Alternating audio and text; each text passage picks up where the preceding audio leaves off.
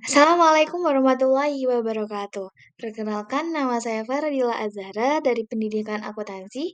Di sini saya perwakilan dari kelompok LH akan menjelaskan mengenai Central Bank Digital atau CBDC, uang digital, dan juga uang elektronik.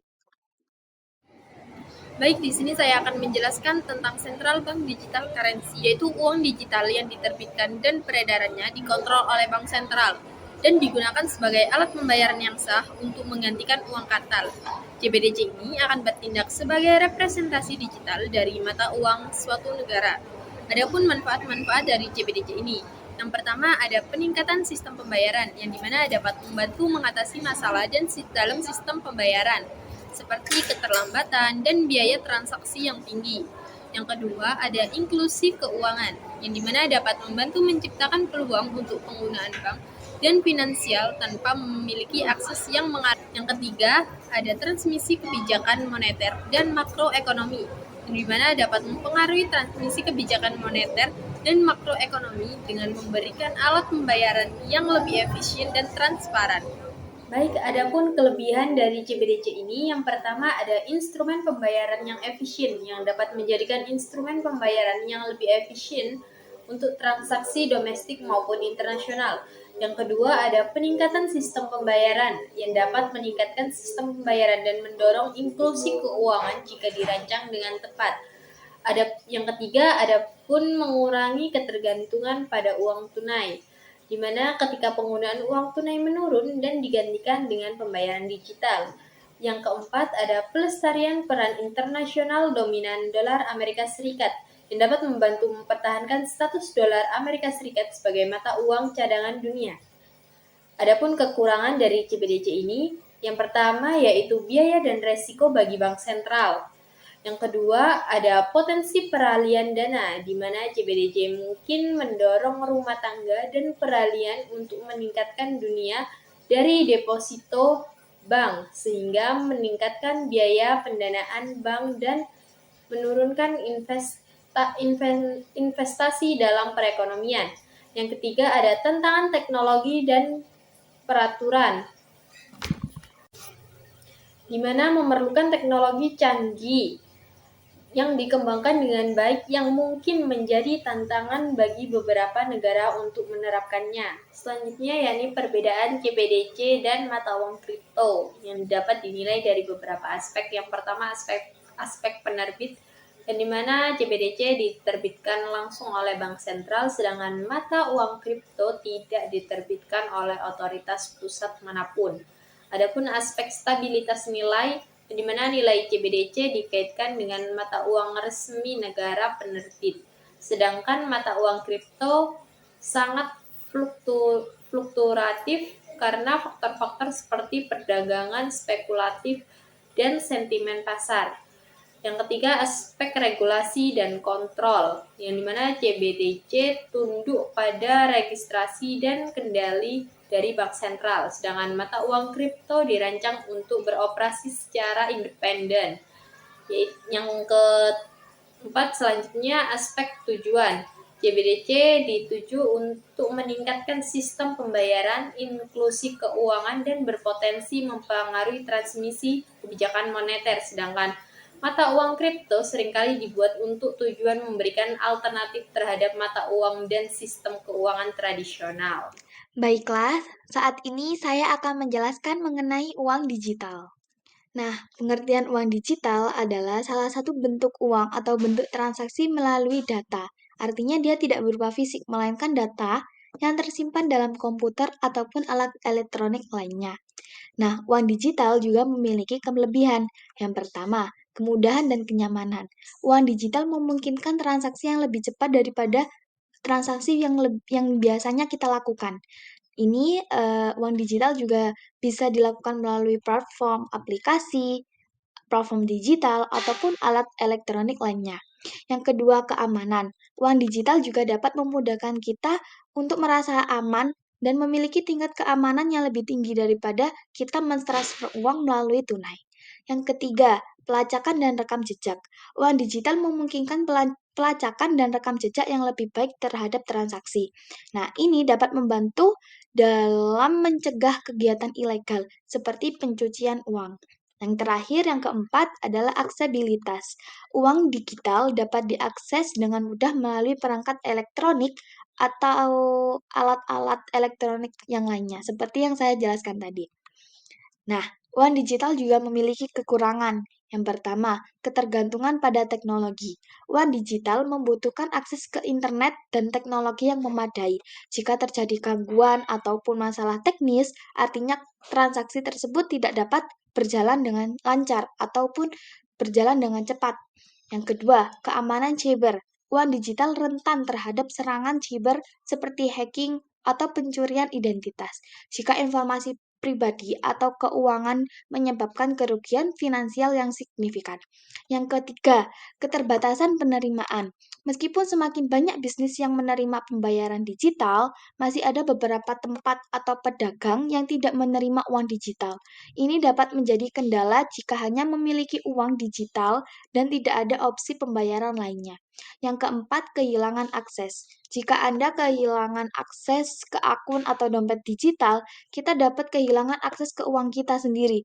Jika tidak ada opsi pemulihan yang tersedia, ini dapat menyebabkan kerugian dalam diri kita sendiri. Contoh dari uang digital itu sangat banyak. Salah satunya seperti OVO, Link Aja, Shopee, Flash BCA, atau e-money mandiri, atau bisa melakukan transaksi lainnya. Nah, hal ini juga kan bisa memudahkan kita dalam melakukan transaksi pembelian ataupun transaksi pembayaran yang lain tanpa harus mengeluarkan uang tunai. Nah, selanjutnya saya akan menjelaskan mengenai uang elektronik. Nah, pengertian uang elektronik didefinisikan sebagai alat pembayaran dalam bentuk elektronik, di mana nilai uangnya disimpan dalam melalui media elektronik tertentu. Penggunaannya harus menyetorkan uang terlebih dahulu kepada penerbit dan disimpan dalam media elektronik sebelum menggunakannya untuk keperluan bertransaksi. Ketika digunakan, nilai uang elektronik yang tersimpan dalam media elektronik akan berkurang besar nilai transaksi dan setelahnya dapat mengisi kembali atau top up. Nah, uang elektronik ini juga memiliki manfaat. Yang pertama, memberikan kemudahan dan kecepatan dalam melakukan transaksi pembayaran tanpa perlu membawa uang tunai. Yang kedua, tidak lagi menerima uang kembalian dalam bentuk barang seperti permen ataupun kue-kue lainnya. Akibatnya pedagang tidak mempunyai uang kembalian bernilai kecil ataupun receh. Yang ketiga, untuk transaksi massal yang bernilai kecil namun memiliki frekuensi tinggi seperti transportasi, parkir tol, atau makanan cepat. Uang elektronik juga memiliki kelebihan. Yang pertama, kemudahan dalam penggunaannya. Uang elektronik memungkinkan pembayaran yang lebih cepat dan lebih mudah. Kita dapat melakukan transaksi dengan cepat menggunakan kartu debit, kartu kredit, atau dompet elektronik lainnya tanpa perlu membawa uang tunai. Yang kedua, keamanan. Uang elektronik juga dapat memberikan tingkat keamanan yang lebih tinggi daripada kita membawa uang tunai. Misalnya, jikalau kartu debit atau kredit hilang atau dicuri, kita dapat segera melaporkannya dan memblokir kartu tersebut untuk mencegah penggunaan yang tidak sah. Yang ketiga, pelacakan transaksi. Uang elektronik juga dapat memungkinkan pelacakan transaksi yang lebih mudah. Kita dapat melihat riwayat pembelian dan transaksi kita melalui perangkat elektronik atau melalui laporan yang diberikan oleh lembaga keuangan. Yang keempat, kemudahan transaksi online. Uang elektronik juga memungkinkan kita dalam pembayaran online yang mudah dan aman. Kita dapat melakukan pembelian di toko online atau membayar tagihan secara online dengan cepat. Nah, uang elektronik juga memiliki kekurangan. Yang pertama, ketergantungan pada teknologi. Uang elektronik membutuhkan akses ke perangkat elektronik lainnya, dan juga membutuhkan akses internet yang lebih. Yang kedua, potensi keamanan dan privasi. Meskipun uang elektronik memiliki tingkat keamanan yang tinggi, tetapi masih ada risiko keamanan seperti pencurian data atau penipuan online. Yang ketiga, adanya biaya tambahan. Beberapa uang elektronik seperti kartu kredit mungkin melibatkan biaya admin atau bunga yang harus dibayarkan. Yang keempat, keterbatasan penerimaan. Meskipun uang elektronik semakin umum digunakan, masih ada beberapa tempat atau pedagang yang mungkin tidak menerima pembayaran melalui elektronik tersebut. Nah, contoh uang elektronik itu yang pertama ada kartu debit atau seperti ATM, kartu kredit seperti Visa, dompet elektronik seperti e-wallet, terus ada mobil banking, yang terakhir ada token pembayaran. Adapun perbedaan uang digital dan uang elektronik. Yang uang digital yang pertama diterbitkan oleh BI selaku otoritas moneter. Yang kedua, uang digital merujuk pada bentuk yang ada dalam bentuk digital ataupun elektronik. Yang ketiga, uang digital ada dalam bentuk digital atau elektronik yang dapat disimpan dalam dompet digital atau akun online. Yang keempat, ada uang digital dapat diakses melalui perangkat elektronik seperti ponsel ataupun komputer. Yang kelima, uang digital menggunakan teknologi enkripsi yang kuat dan perlindungan keamanan tambahan. Yang keenam, uang digital dapat diterima oleh bisnis atau individu yang memiliki sistem pembayaran digital yang kompatibel. Adapun perbedaan itu yaitu uang elektronik. Yang pertama, uang elektronik diterbitkan oleh pihak swasta. Yang kedua, uang elektronik merujuk pada bentuk uang yang disimpan dalam bentuk elektronik pada kartu. Yang ketiga, uang elektronik ada dalam bentuk fisik seperti kartu atau perangkat khusus yang dapat digunakan untuk melakukan transaksi. Yang keempat, ada uang elektronik dapat diakses melalui kartu atau perangkat khusus yang harus dimiliki oleh pengguna. Yang kelima, uang elektronik dapat dilindungi dengan teknologi keamanan seperti PIN atau tanda tangan elektronik pada kartu atau perangkat.